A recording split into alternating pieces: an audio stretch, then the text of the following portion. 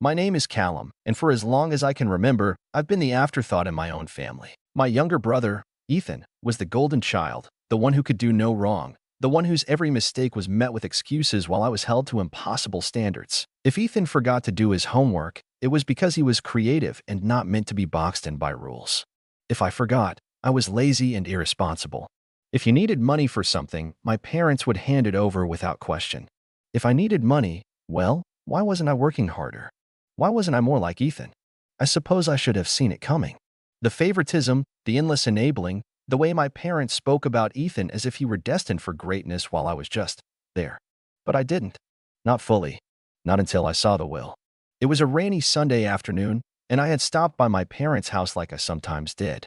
Not because I wanted to. I had long since accepted that I would never be their priority, but because, despite everything, I still felt an obligation to help them. Over the years, I had covered small expenses here and there, chipped in for repairs, and even helped with their mortgage when things got tight. Not often, but enough that I thought, foolishly, that they appreciated it. That, deep down, they understood I was the one keeping things afloat while Ethan bounced from one failed business venture to the next, burning through every dollar they handed him. I wasn't even looking for it. The will. I had gone into my dad's study to grab some documents for him. He had asked me to, probably because he didn't feel like getting up, and there it was, sitting on his desk. A stack of neatly typed papers with a bright yellow sticky note on top. Finalized will, do not misplace. Now, I don't consider myself a nosy person, but something about it made me pause. Maybe it was the fact that I had been hearing them talk about making things official for months. Maybe it was the way my mother had mentioned, in passing, that Ethan would be set for life. Or maybe, deep down, I just knew. I flipped through the pages, skimming until I found what I was looking for. Everything, the house, the savings, the investments, was going to Ethan. My name wasn't even mentioned. Not once. I stared at the paper for a long time, my stomach twisting. It wasn't even about the money. It was the principle. After everything I had done for them, after all the times I had stepped in when Ethan couldn't be bothered, I was still nothing to them. A backup plan at best, a source of extra income when they needed it. But never a son. Never an equal. I could hear my parents talking in the other room, laughing at something on TV. Completely unaware that, in that moment, something inside me had shifted. I put the will back exactly as I had found it, walked out of the study, and sat down on the couch as if nothing had happened. But in my mind, a decision was already forming. They had made it clear where I stood in their lives. Now, it was time for me to act accordingly. I sat there, pretending to zone out to the noise of the TV, but inside, my mind was racing. I could feel my pulse quicken as the weight of what I had just seen settled in. The lie was so obvious, so blatant, and yet I couldn't bring myself to confront them. Not yet. I wasn't ready to show my hand. I stayed on the couch for a while, silently watching my parents. They were in the middle of a conversation about some new show they were watching, completely unaware of the storm brewing in my mind. My mother, as always, was fussing over some small detail, her hands flitting around like she was orchestrating everything in the room, while my dad was slouched in his chair, half watching, half dozing. It was so typical, so painfully normal. But everything had changed. Finally, I cleared my throat. Hey, I was, just curious about something, I said, my voice sounding a little too casual even to my own ears. I had to play this cool. I couldn't let them sense anything. Both of them glanced over at me, as if they hadn't expected me to say anything. I could tell they were surprised I'd even spoken up. Maybe they thought I was just some background noise in their lives. What is it, Callum? My mom's tone was distracted, like I was interrupting her mental checklist for the week. I feigned nonchalance, leaning back a bit on the couch, trying to make it seem like the question didn't matter. I was just wondering, about the will. I'm pretty sure I overheard you two talking about it. My dad raised an eyebrow. What about the will? He sounded defensive, but then he quickly masked it with a lazy shrug. It's all set up. Everything's going to Ethan and you. Don't worry, son. He waved it off like it was no big deal. My mother, sensing that my dad was getting a little too flustered, jumped in. Oh, don't listen to your father. It's all equal, 50-50 between you and Ethan. She smiled at me, though I could see the slight tension in her face. We wanted to make sure everything's fair. We've been talking about it for months now. 50-50. Equal. The words hung in the air like a sickeningly sweet lie. My stomach twisted again, but I kept my face blank. Right? I said, nodding slowly, trying not to let my voice betray me. Just wanted to double check.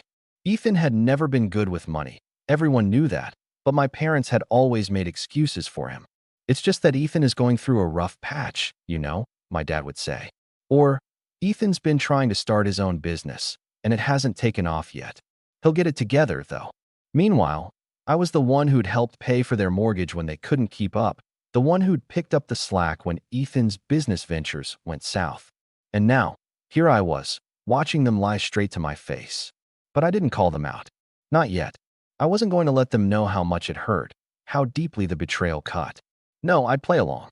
Let them believe they could fool me. I wasn't ready to show my cards. Not until I had a plan.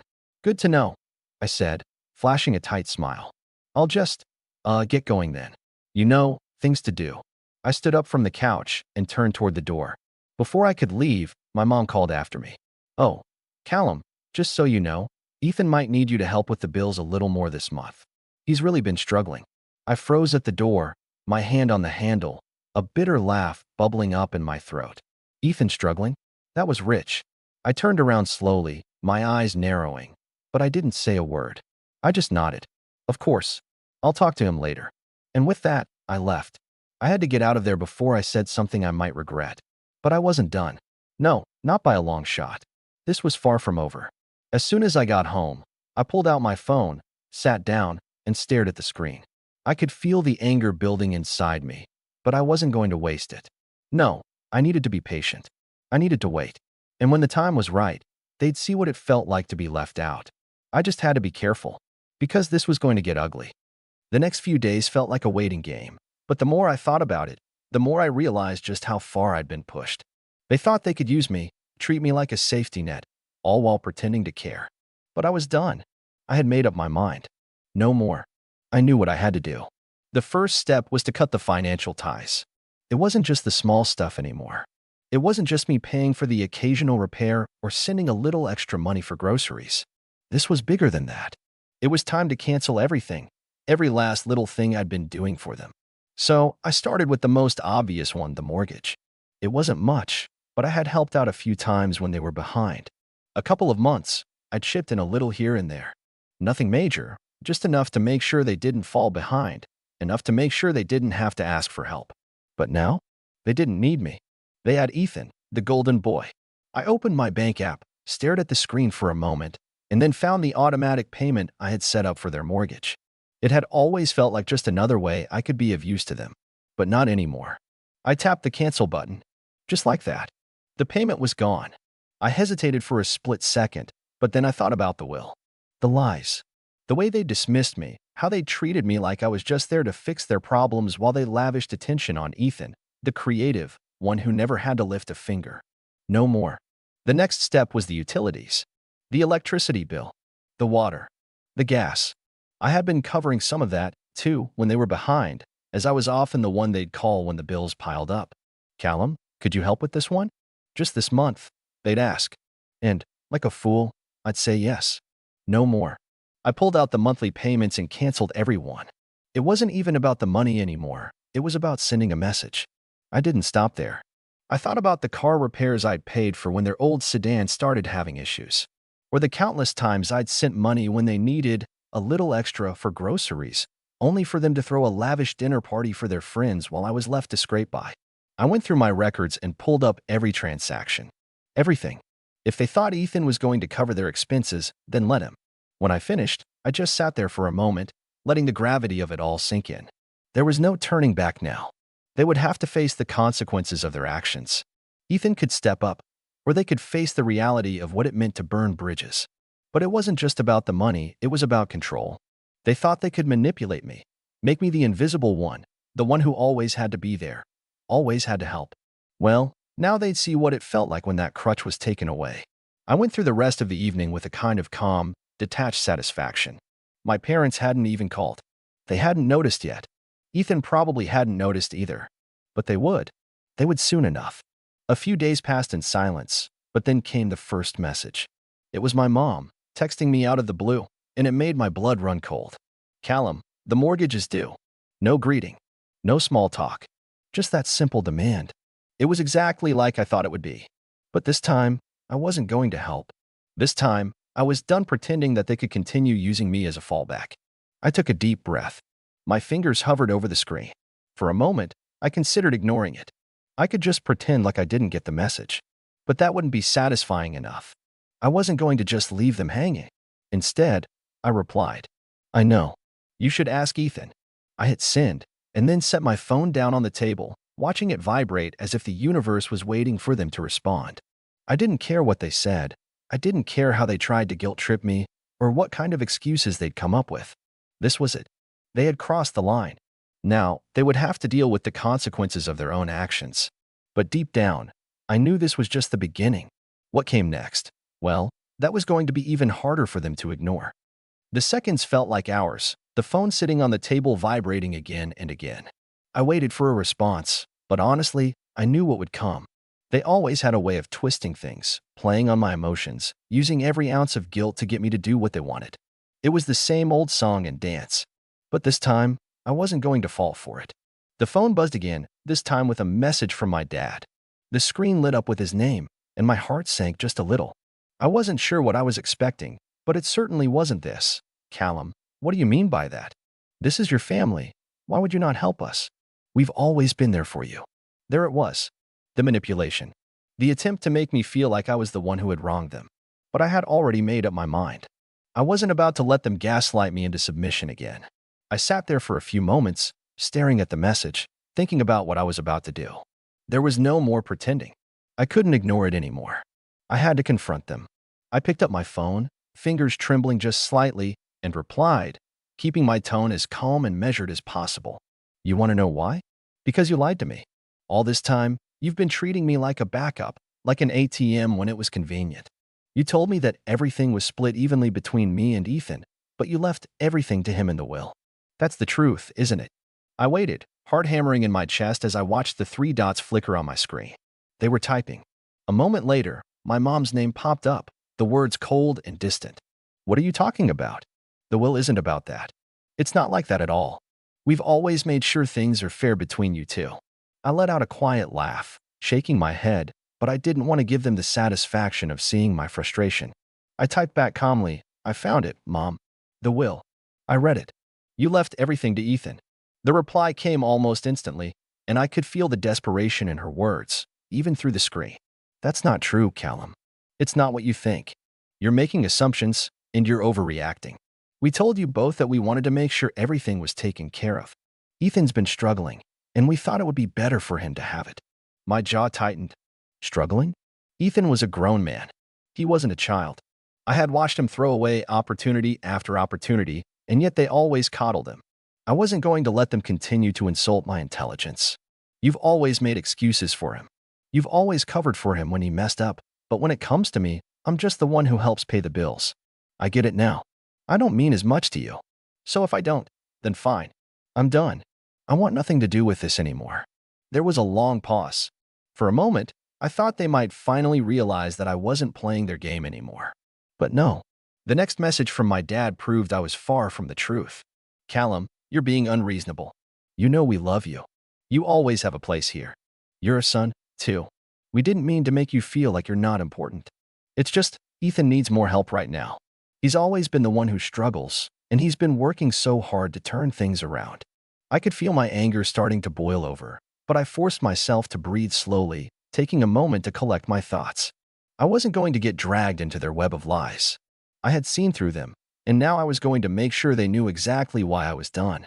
You really think I don't see through this? You think I didn't notice how Ethan never had to do anything? How I was always the one you came to when you needed something fixed? But when it came down to it, I was just the one who paid. The backup. My mom responded next, but her words had the same hollow tone. It was like she thought if she just kept repeating her excuses, I would eventually give in.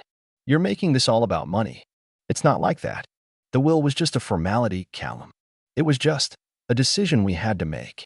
We didn't want to leave him with nothing. It's not like you don't have your own life. I could feel my blood boiling, but I stayed firm, keeping my tone steady. Don't act like this is some noble gesture. You didn't do this because you care. You did this because you think Ethan's entitled to everything while I'm just the one who takes care of the messes you make. You've been treating me like a backup plan for years. Well, I'm done. There was no response at first. I could hear the silence on the other end of the phone, like they were trying to come up with a new lie, a new excuse to pull me back in. But I wasn't going to fall for it. Finally, my dad texted again. "Callum, please. This is all a misunderstanding. You're our son. We didn't mean for it to be like this. We don't want to lose you." But it was too late for that. The truth had come out, and now there was no going back. I wasn't just going to be their safety net anymore. I wasn't going to pretend everything was fine while they built their lives around favoritism and lies. You already did. And I'm done. I hit send and stared at the screen, letting the weight of it all settle in. There was no coming back from this. And frankly, I didn't care. The days after I cut off all communication with them felt oddly calm. It was like a weight had been lifted off my shoulders, though I knew the storm wasn't over. I had to force myself not to think too much about it, not to wonder if they would come crawling back or try to guilt trip me into helping again. For the first time in years, I was free from their manipulation. But then reality hit them hard. It started with a phone call from my mom. I ignored it. Then another. And another. Finally, after a week of no contact, I figured they were probably just getting desperate. I'd been getting the occasional text from my dad asking me to pick up the slack with bills, or some nonsense about how they were still family and needed my help. I didn't respond to any of it. They had made their choice, and I had made mine. I started to hear from people around town about how my parents and Ethan were handling things. Word gets around fast in a small town. Apparently, my dad had tried to apply for a second mortgage, but the bank turned them down, saying their debt-to-income ratio was too high. With no backup plan and no steady stream of money coming in from me, my parents had no choice but to rely on Ethan, the golden child. It didn't take long for them to come crawling to him. Ethan, of course, didn't take responsibility for anything. He had always been good at taking the easy way out. I overheard from a neighbor that my parents had begged Ethan to help with the mortgage, claiming they couldn't keep the house without him. They said he needed to step up. I imagined how that conversation went. My parents, desperate, trying to appeal to his ego, asking him to come through when they needed him most. But Ethan, true to form, had a million excuses for why he couldn't help. I wasn't surprised. He was never the type to deal with consequences. I had always been the one to pick up the slack, the one to face the mess they created. One evening, I decided to check in on the situation. I wasn't sure if I was curious about what was happening or just wanted to see how they were handling the fallout. I called my parents' house, my thumb hovering over the screen. Would they still act like everything was fine? Or would they finally acknowledge the situation they created? My mom answered after 2 rings. There was a noticeable coldness in her voice.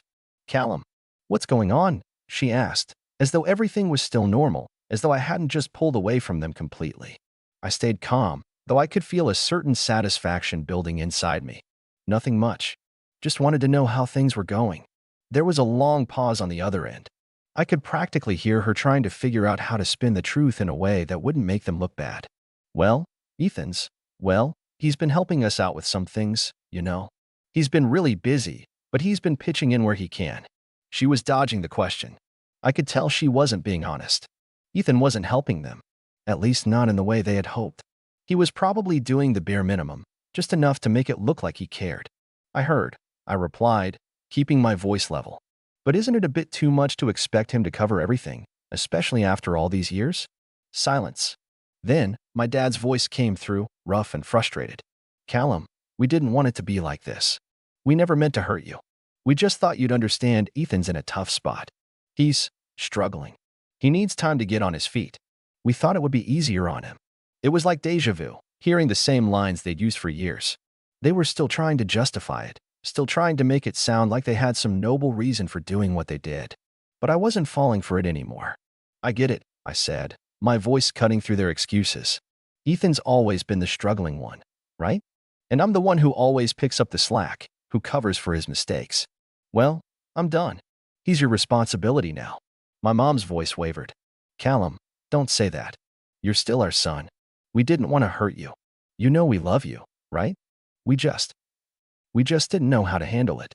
I could almost hear the guilt creeping into her voice. I wasn't interested in her apologies anymore. I wasn't interested in the excuses they would continue to make. I was done. "I don't need your love if it's conditional," I said coldly. "If I'm not enough for you, then I don't want anything to do with you." There was a long, painful silence. And then my dad spoke, voice lower, almost pleading. "Please, Callum, we're sorry. This wasn't how it was supposed to go. We were just trying to help Ethan. But it was too late. The truth was out, and there was no going back now. My parents' financial situation was unraveling, and Ethan was nowhere to be found when it came time to face the consequences. My mom and dad were facing the reality of their actions, unable to rely on me, and seeing their golden boy turn his back on them when they needed him most. And as for me, I didn't feel sorry for them. Maybe that makes me sound harsh, but I had spent too many years living in their shadow, putting everyone else's needs before my own, only to be ignored when it mattered most. This was their mess now, and they were going to have to figure it out without me. So, yeah, that's where I am now. I cut them off. I'm done. No more bailouts, no more pretending like I don't see the way they've been treating me all these years. It was hard at first, but honestly, it feels like a weight has been lifted off my chest. I don't need to be anyone's safety net anymore, especially when they couldn't even be honest with me. But now I want to hear from you. What would you have done in my shoes? Do you think I was too harsh? Or did I have every right to finally stand up for myself? Let me know what you think in the comments. I'm genuinely curious to hear your thoughts on this one.